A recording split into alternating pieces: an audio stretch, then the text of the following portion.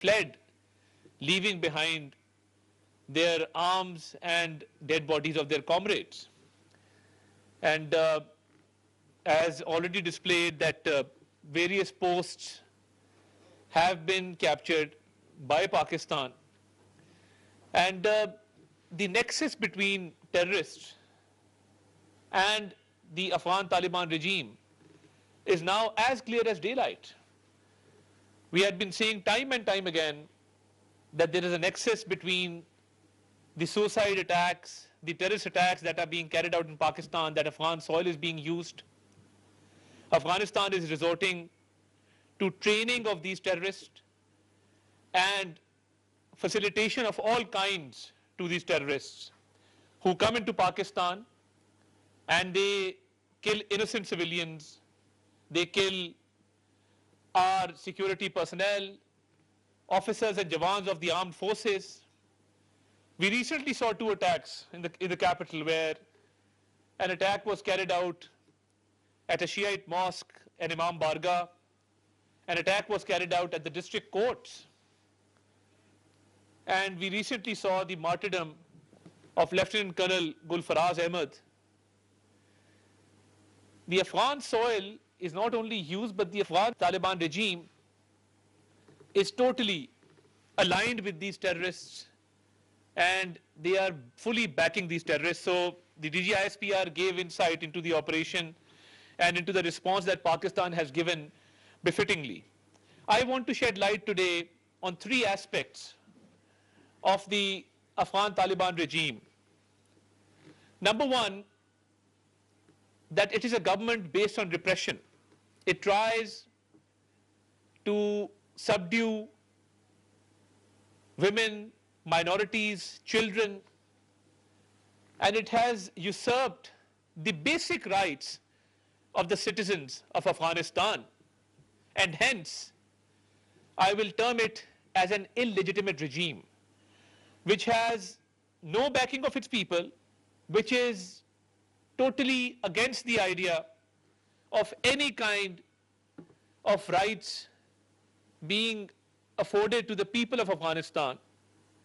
And in fact, it is now taking away their basic rights.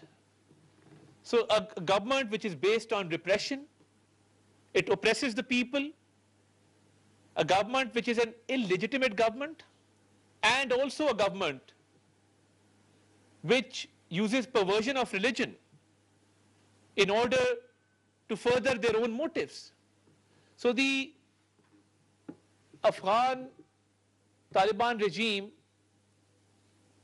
is a regime which is based on repression, which has taken away all rights of its people and has oppressed the people. It is a regime which is an illegitimate regime, and it has come into power by force without any legitimate process, and it is a regime which is based on perversion of religion. It uses religion for its own authoritarian purposes in order to further its own vested interests and motives. The Taliban's new criminal regulation legalizes slavery, violence, and repression of women. The regulation institutionalizes an authoritarian system of control. The Taliban's new regulation contradicts the Cairo Declaration's core guarantees. It is in breach of all human rights laws and conventions. And it abandons equality and divides the society by status. There is stratification. So Article 9, for example, Ta'zeer with regard to the status of the offender has the following levels. There are levels according to which you are regulated. First Ta'zeer is for ulama and first degree people. The Ta'zeer for this group is carried out by the judge in the form of a warning and awareness raising. So if you are a higher status person in that society, you will just be informed that you have committed such acts, a mere warning or an awareness raising. Then there is a Ta'zeer for the elite, such as tribal elders and merchants.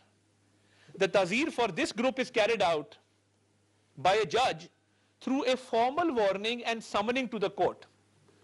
So you are just summoned to the court and given a warning and let off. For the elite class, for the first class, that's not even there. And for the middle class, the tazir for this group is carried out by summoning to the court and imprisonment. So there is no imprisonment for the elite class, for the ulama, for the higher strata, but for the middle class there is imprisonment. Then there is tazir for the lower class of society. The tazir for the, and they've actually classified a class as a lower class. The tazir for this group is carried out through threats and beating. However, if it reaches its maximum number, then they resort to other measures. So there is a classification according to class. There is stratification of law, that you will be treated according to your social standing and status in society. Now this is contradictory with the basic Islamic principles of equality and dignity. Now Article 9 of the Taliban's new regulation establishes a punishment regime explicitly based on social status, dividing the society into religious scholars, elites, middle class, and those designated as lower class, with harsher penalties imposed on them. So I think this is, as I said, that Afghan Taliban regime is based on a system of repression, a system which oppresses the people, uses the religion through their own interpretation against the basic beliefs of Islam. They use perversion of religion and to further their illegitimate causes and to strengthen their illegitimate regime. Now Article 15, for example, now it compounds these violations by explicitly recognizing individuals as free or enslaved. There is a process of slavery, treating enslavement as a lawful status within the criminal justice system. This directly violates again the Cairo Declaration's categorical rejection of slavery.